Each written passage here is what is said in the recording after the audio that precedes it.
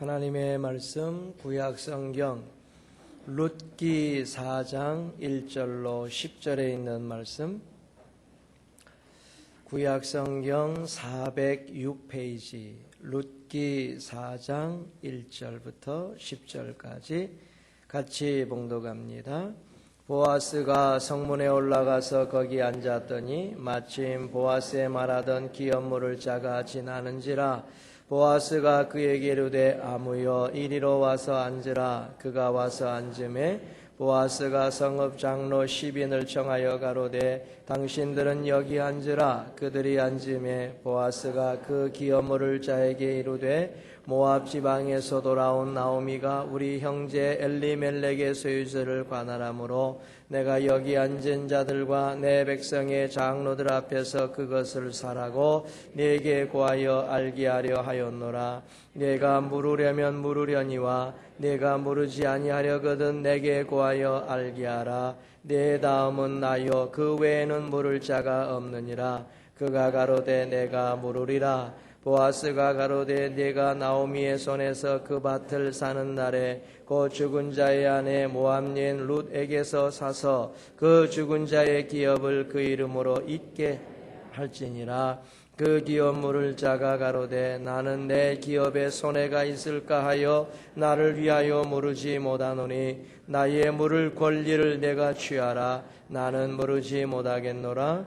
옛적 이스라엘 중에 모든 것을 물으거나 교환하는 일을 확정하기 위하여 사람이 그 신을 벗어 그 이웃에게 주더니 이것이 이스라엘에 증명하는 전례가 된지라. 이에 그 기업물을 자가 보아스에게 이르되 내가 너를 위하여 사라 하고 그 신을 벗는지라. 보아스가 장로들과 모든 백성에게 이르되 내가 엘리멜렉과 기련과 말론에게 있던 모든 것을 나오미의 손에서 산 일에 너희가 오늘날 증인이 되었고 또 말론의 아내 모압 여인 룻을 사서 나의 아내로 취하고 그 죽은 자의 기업을 그 이름으로 잇게 하여 그 이름이 그 형제 중과 그것 성문에서 끊어지지 않게 하며 너희가 오늘날 증인이 되었느니라. 아멘. 않습니다.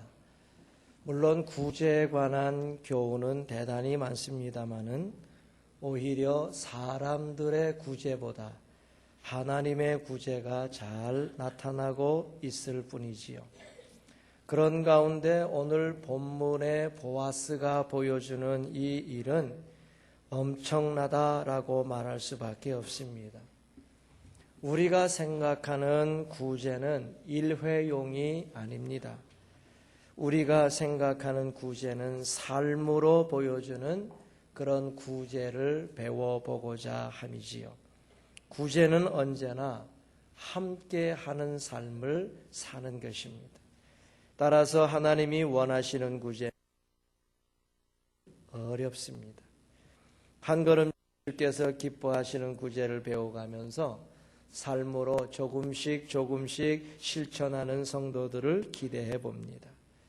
종종 자신의 유익을 위해서 포기하는 삶을 살 때가 많아요. 룻기만 봐도 물질 때문에 또는 세상 일 때문에 포기한 사람이 세 사람이나 나옵니다. 그들이 세상의 일시적인 것 때문에 그것을 포기함으로 해서 얼마나 엄청난 축복을 잃어버렸는지 성경은 우리에게 잘 가르쳐주고 있습니다. 구제한다는 것은 거의 희생입니다. 교회가 구제하고 성도가 구제할 때에 그 삶이 이웃을 향하여 열려 있어야 가능한 거예요. 도움을 필요로 하는 사람을 볼 수 있는 눈이 열려 있어야 되고요. 도움을 구하는 자에게 언제나 손을 펼 수 있는 준비가 되어 있어야 가능한 것입니다. 본문에 나오는 보아스라는 인물은 정말 대단한 사람입니다. 룻기 이외에는 보아스라는 이름이 거의 언급되지 않지만은 그러나 그가 보여준 삶의 모습은 구약적 당시 환경으로 볼 때 파격적이다라고 말할 수밖에 없는 사람이에요.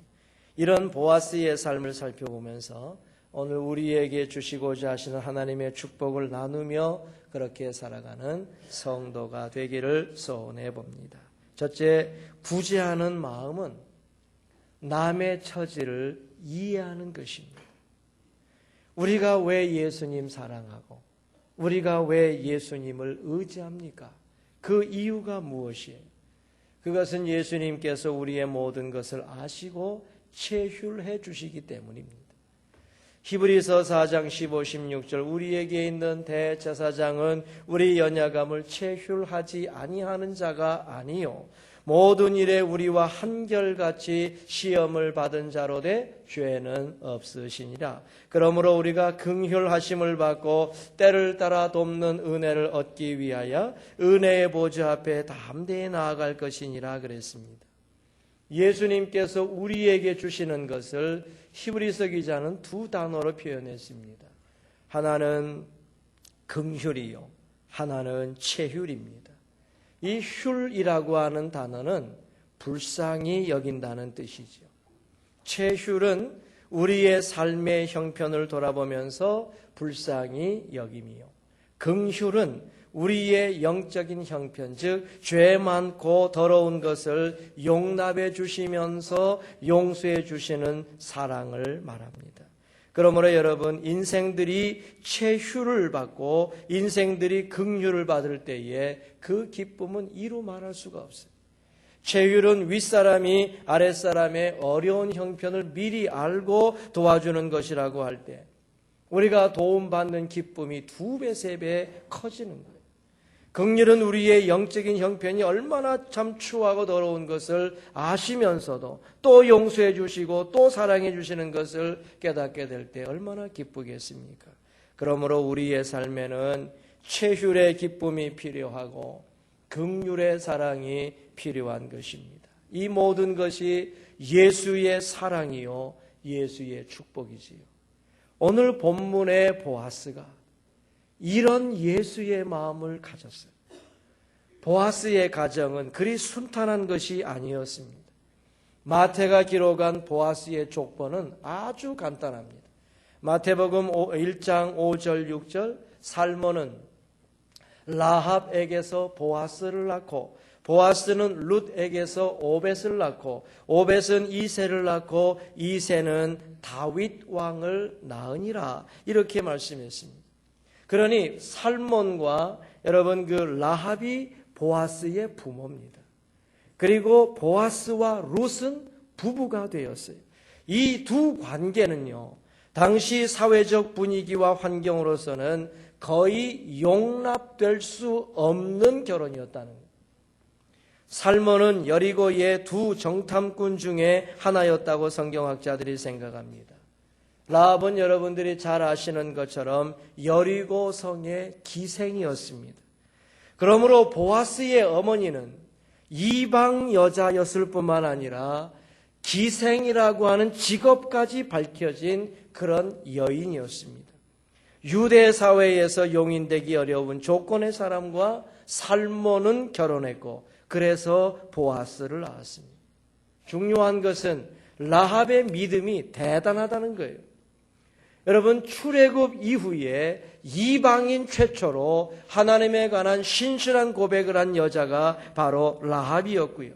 이런 믿음 때문에 라합은 이 유대의 정탐꾼들을 숨겨주었고 그래서 멸망당하는 여리고 성 가운데서 유일하게 구원받은 사람이 라합이었습니다. 그러므로 여러분, 이 보아스가 이 라합에게서 어떤 교육을 받았겠습니까? 살몬도 그 중차대한 시기에 이스라엘의 정탐꾼으로 뽑힐 정도였다고 한다면은 이 살몬도 보통 믿음의 사람이라고 말하기는 어렵다는 거죠. 이렇게 여러분 훌륭한 부모, 믿음이 훌륭한 두 부모에게서 여러분 태어난 사랑하는 보아스였기 때문에 비록 가정은 사회적으로 용인되기 어렵고 사람들의 손가락질을 받을 수 있는 충분한 조건이 있는 가정이었지만 보아스가 어떤 믿음으로 성장했는지 성경은 잘 보여줍니다. 너무너무 감사한 것은 자신의 부모가 이렇게 어려운 처지에 있었고 사회적으로 인정받기 어려운 결혼을 당당하게 한 것임에도 불구하고 보아스가 믿음으로 잘 성장했다는 사실이. 동시에 무엇보다도 가장 중요한 것은 이런 보아스가 자기와 비슷한 처지에 있는 사람들을 이해하고 돕고자 하는 마음을 가졌다는 것입니다. 보아스는 이방 여인 룻이 효성이 지극하고 현수간 여인이라는 사실을 알고 있었어요. 룻기 2장 11절 12절을 보면 보아스가 그에게 대답하여 가로되 내 남편이 죽은 후로 내가 시모에게 행한 모든 것과 내 부모와 고국을 떠나 전에 알지 못하던 백성에게로 온 일이 내게 분명히 들렸느니라. 여호와께서 내 행한 일을 보응하시기를 원하며 이스라엘 하나님 여호와께서 그 날개 아래 보호를 받으려 온 내게 온전한 상 주시기를 원하노라. 너의 형편을 안다. 너 소문을 다 들었다 하면서 품어주기 시작하잖아. 보아스는 이런 여인에게 힘써 베풀고자 했는데 룻기 2장 15절 16절을 보면 룻이 이삭을 주우러 일어날 때에 보아스가 자기 소년들에게 명하여 가로되 그로 곡식단 사이에서 줍게 하고 책망하지 말며 또 그를 위하여 줌에서 조금씩 뽑아버려서 그로 줍게 하고 꾸짖지 말라 하니라 말씀했어요. 한창 추수하고 있는데 가난한 여자들이 곡식단 사이를 다니면서 곡식을 줬을 때 책망하지 마라. 그 여인이 걸리 지나가서 곡식을 주부면은 그냥 내버려둬라. 그리고 아예 너희가 줌으로 만든 곡식단에서 조금씩 던져버려라. 그 여자가 주울 수 있도록 해줘라. 이렇게 말씀하지 않습니까? 보아스는 이방 여인의 마음을 헤아릴 줄 알았어요. 몰락한 가정의 며느리, 과부 어머니와 과부 며느리의 고통을 충분히 이해할 수 있는 마음을 어려서부터 삶으로 배운 이런 보아스예요.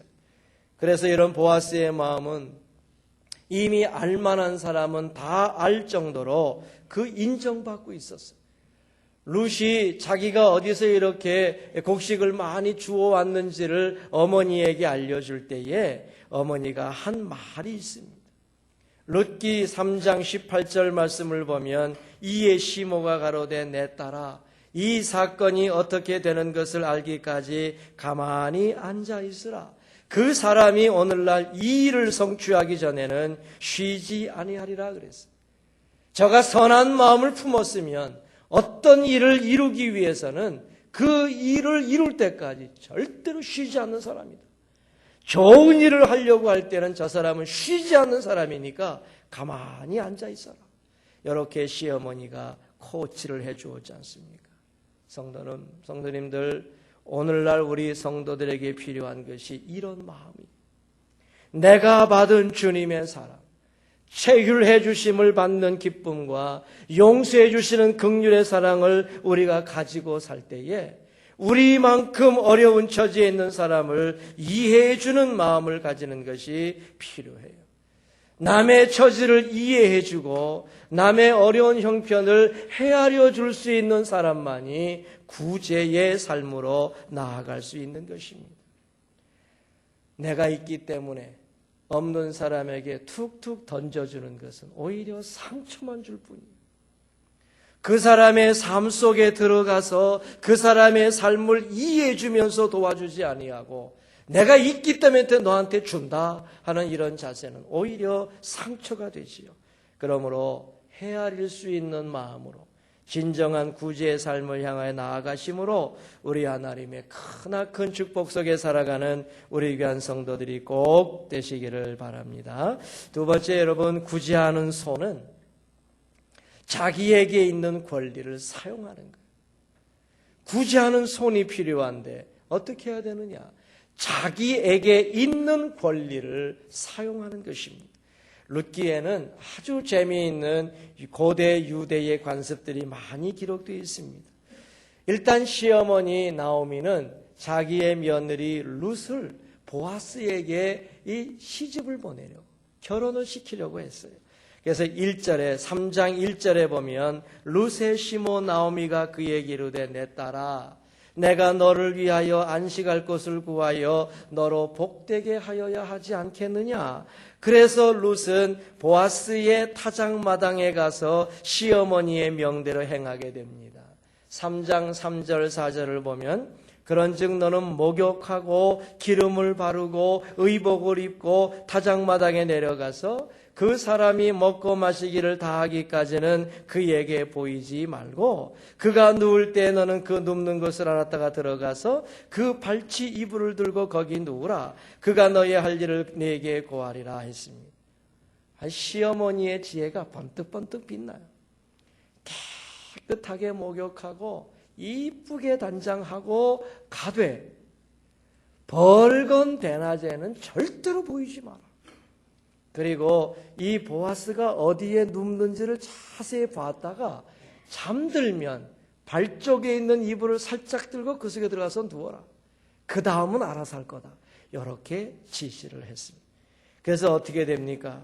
여러분 3장 8절로 9절 말씀을 다시 보면 밤중에 그 사람이 놀라 몸을 돌이켜본즉 한 여인이 자기 발치에 누웠는지라. 가로되 네가 누구뇨? 대답하되 나는 당신의 시녀 루디오니 당신의 옷자락으로 시녀를 덮으소서 당신 우리 기업을 물을 자가 됨이니이다.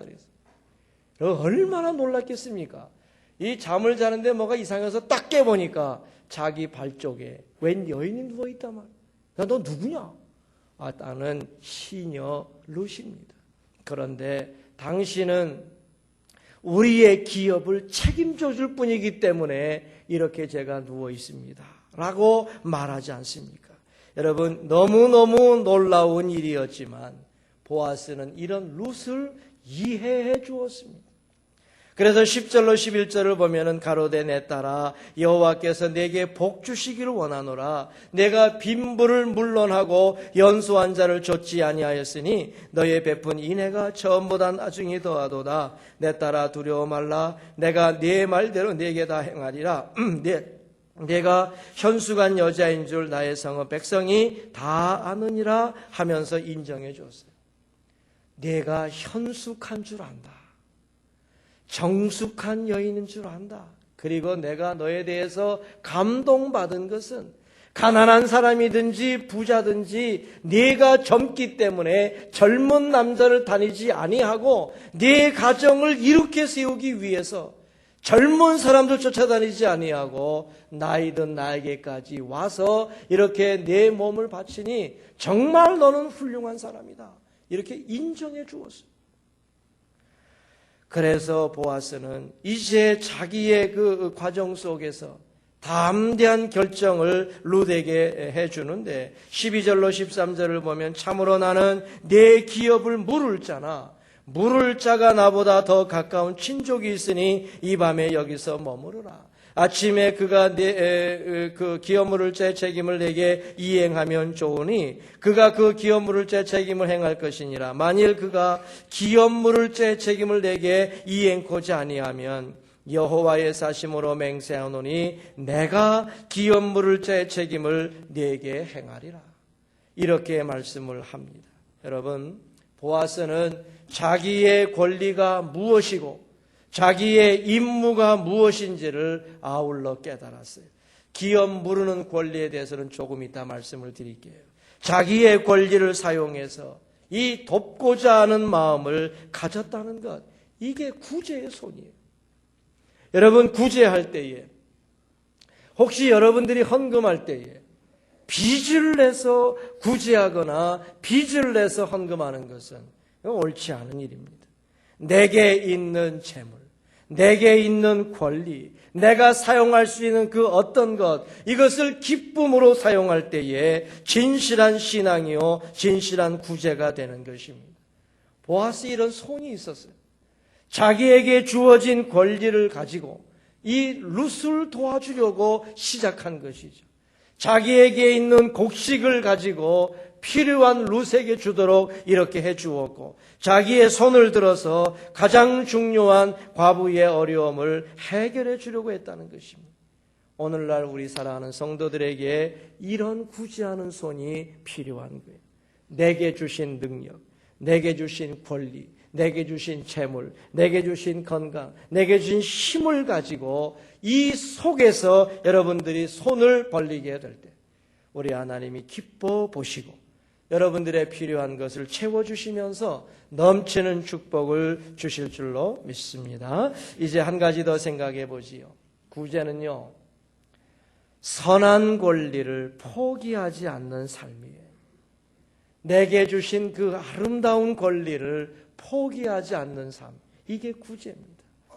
오늘 7절 8절에 재미난 것이 나오는데 옛적 이스라엘 중에 모든 것을 무르거나 교환하는 일을 확정하기 위하여 사람이 그 신발을 벗어 그 이웃에게 주더니 이것이 이스라엘에 증명하는 전례가 된지라. 이에 그 기업물을 자가 보아스에게 이르되 내가 너를 위하여 사라 하고 그 신을 벗는지라 그랬습니다. 오늘 본문에는 아무개로 나오는 사람이 있어요. 이 아무개로 나오는 사람은 간단 없이 자기의 선한 권리를 포기했습니다. 1절에 보면 보아스가 성문에 올라가서 거기 앉았더니 마침 보아스에 말하던 기업 물을 자가 지나는지라. 보아스가 그에게 이르되 아무여 이리로 와서 앉으라 하매 그가 앉음에 그랬죠. 이 사람은 부족한 것이 없었던 것으로 여겨집니다. 왜냐하면 4절에 보면 엘리멜렉의 관할지, 즉 엘리멜렉의 옛 땅을 살 수 있는 재력이 있었던 것을 확인할 수 있기 때문에 그렇죠. 그리고 엘리멜렉은 이 룻의 시아버지인데 이 엘리멜렉이 떠난 후에 가장 가까운 근친이었다는 것을 이렇게 생각해 보면 영향력 있는 사람이라는 것이 분명해요. 그런데 여러분, 그 사람은 최소한 보아스보다는 더 가까운 친족에 있었기 때문에 훌륭한 사람이라고 볼 수 있습니다. 그러나 그는 이름 없는 사람으로 성경에 등장해요. 그 사람에게 이름이 없었겠습니까? 그러나 이름을 기록할 가치를 느끼지 못했기 때문에 성경이 기록하지 않은 것 아닙니까? 그러므로 우리는 여기에서 사람에 대한 평가가 재산이나 아니면 자기의 영향력이나 아니면 어떤 집안에서의 유력한 어떤 그런 것을 가지고 성경이 평가하지 않는다는 것을 알 수 있습니다. 우리는 아무개로 통칭되는 이 사람이 부족한 것이 없는 그런 삶을 살았지만 조그마한 물질적 손해로 인해서 자기의 모든 것을 잃어버렸을 뿐만 아니라 자기에게 찾아올 수 있는 엄청난 이런 축복을 잃어버렸다는 것입니다. 여러분, 우리가 오늘 이거 잘 기억해요. 보아스는요, 자기에게 주시는 하나님의 은혜, 자기에게 있는 그 선한 권리, 다른 사람을 도울 수 있는 그 아름다운 권리를 절대로 포기하지 않았습니다. 여러분들이 이 보아스가 자기의 권리를 취해내는데 얼마나 머리를 썼는지 모릅니다. 상당한 지혜를 사용했어요. 보아스는 룻이 비록 이방 여인이지만은 정숙하고 이방 여인이지만은 하나님 앞에 신실한 믿음을 가진 사람이고, 이 룻이 비록 이방 여인이지만은 어머니를 잘 공경하는 이와 같은 여자라는 것을 알고 이 여자를 구해주는 것이 자기의 사명이고 이 여자를 도와주는 것이 자기의 의무라는 사실을 깨달았어요. 그리고 자기 이외에는 이렇게 도와줄 사람이 없다는 것을 스스로 알았던 거죠. 그래서 4절에 이렇게 얘기합니다. 아주 지혜로워요. 내가 여기 앉은 사람들과 내 백성의 장로들 앞에서 그것을 사라고 내게 고하여 알게 하려 하였노라. 내가 물으려면 물으려니와 네가 물으지 아니하려거든 내게 고하여 알게 하라. 내 다음은 나요 그 외에는 물을 자가 없느니라. 그 다음에 여러분, 정신없는 얘기가 나오죠. 그가 가로되 내가 물으리라. 이렇게 되면 안 되거든요. 그 아무개라는 사람이 내가 물으리라 그래 버리면 안 된단 말이에요. 내가 아니 물으겠다 이렇게 나와야 되겠는데 내가 물으라 그랬거든요. 큰일 났어요.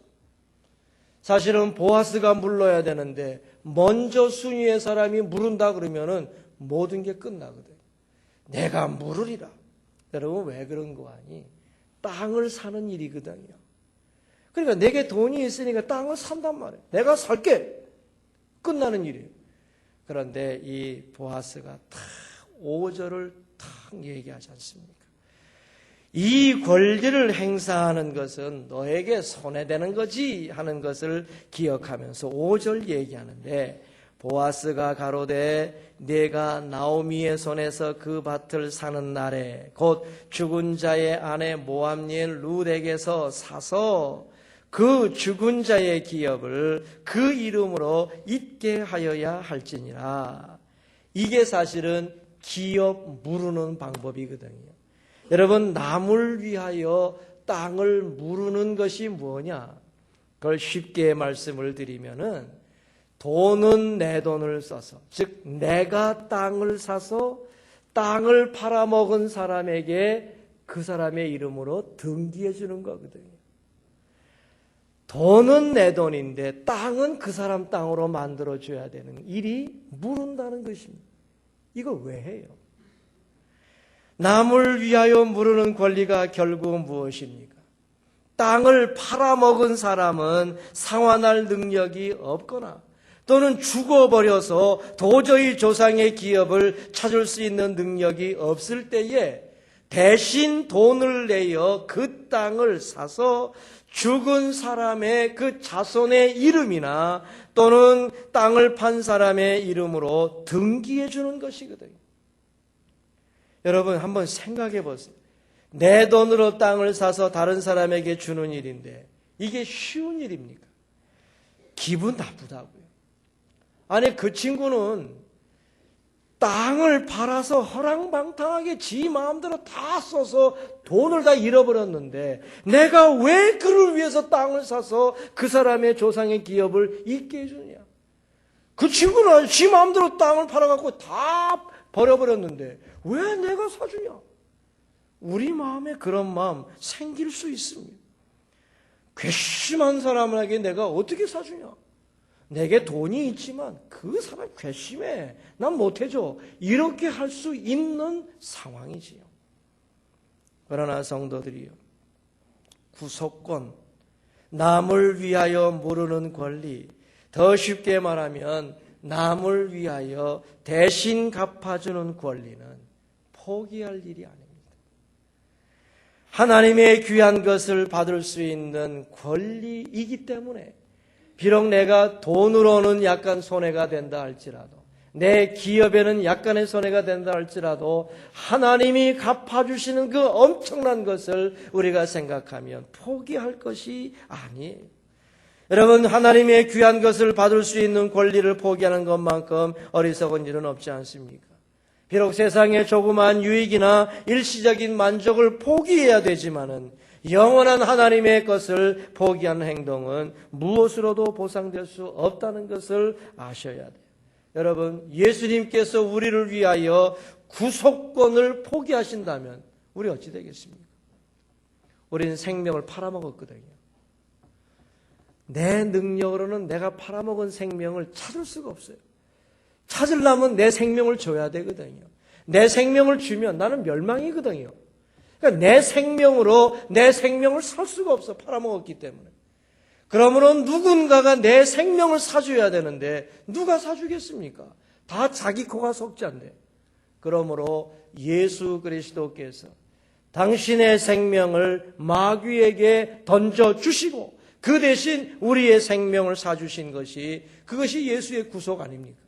그렇다라고 하면 선한 목자 예수, 우리의 구주 예수는 결코 이 모르는 권리, 이 구속권을 포기하지 않으신다는 거죠. 포기하면 우리 큰일 납니다. 예수님이 구속의 권리를 포기하면 우리는 구원받을 방법이 없어요. 그러므로 여러분 우리도 예수에 비하면 별것 아닌 조그만 일을 행함으로 그 물을 수 있는 권리를 가졌는데 그 무르는 권리를 포기하면 결코 안 되죠.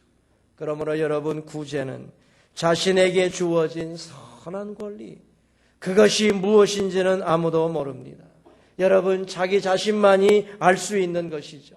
여러분들에게 주어진 그 선한 권리를 포기하지 아니하시면서 당당하게 사모함으로 사용하심으로 말미암아 주님께 큰 영광을 돌리고 이웃에게 위로와 힘이 되어지고, 이로써 우리 사랑하는 성도들도 큰 복을 받는 연속적인 축복이 넘쳐나는 우리 사랑하는 성도 모두가 되시기를 바랍니다. 말씀을 맺지요. 우리가 잘 알다시피 이 보아스와 룻에게서 다윗이라고 하는 위대한 인물이 탄생합니다. 그리고 다윗에게서 위대한 예수 그리스도가 나오게 되지요. 조그마한 구속권을 포기하면 나중 영광스러운 위대한 구속권을 가지신 예수 그리스도를 포기한 결과가 된다는 거예요. 약간의 손해, 일시적인 손해, 조그마한 재산적인 손해를 포기하지 못하고 놀라운 축복을 포기한 아무개는 성도가 갈 길이 아니에요. 포기할 때마다 하나님의 엄청난 축복이 사라진다는 것을 아셔야 돼요. 그러므로 구제의 마음을 품고 어려운 사람들의 처지를 이해해주는 성도가 되시기를 바랍니다. 자기에게 있는 선한 권리를 사용하는 구제의 손을 날마다 활용하셔서 우리 하나님의 인정을 받는 성도들이 되시기를 바랍니다. 손해될지라도 이익이 없을지라도 내게 주신 그 선한 권리를 포기하지 아니하심으로 나중에 우리 주님이 주실 엄청난 축복을 사모하면서 당당하게 살아가는 우리 성도 모두가 되시기를 바랍니다. 기도하겠습니다. 하나님, 우리 아버지, 보아스라고 하는 위대한 사람을 생각해 봅니다. 부모도 훌륭하고 가문도 훌륭하고 모든 것에 인정받는 사람이었다면 오늘날 우리가 상고할 만한 가치가 덜한 사람으로도 생각될 수 있겠지만은 저가 정말 어려운 환경 속에서 그 가정이 인정받기 어려운 환경 속에서 오직 믿음으로 잘 감당해서 훌륭하게 믿음으로 성장하고 자기에게 주어진 권리를 가지고 어렵고 힘든 사람들을 이해해주는 마음을 갖게 되고 자기에게 주신 권리를 가지고 힘써 구제하는 손을 가질 수 있게 도와주실 뿐만 아니라 자기에게 주신 선한 권리를 사모하고 지혜롭게 활용해서 드디어 자기가 활용할 수 있도록 만들어가는 아름다운 이 보아스의 믿음과 생활을 오늘날 저희들이 배우기를 원합니다. 주 하나님, 우리 아버지, 내가 비록 가진 것은 많지 아니할지라도 주님이 내게 주신 믿음이 있사오니 이 믿음 잘 활용하면서 어려운 사람 붙들어주고 힘들고 어려운 사람에게 나의 것을 나누어 줄 수 있는 복된 성도들 되게 해 주옵소서. 그러므로 넘치는 주의 축복, 우리가 상상조차 헤아릴 수조차 없는 크나큰 주의 축복이 우리 성도들의 삶 가운데 넘치게 하여 주옵소서. 구주 예수 그리스도의 이름으로 기도 올리옵나이다. 아멘.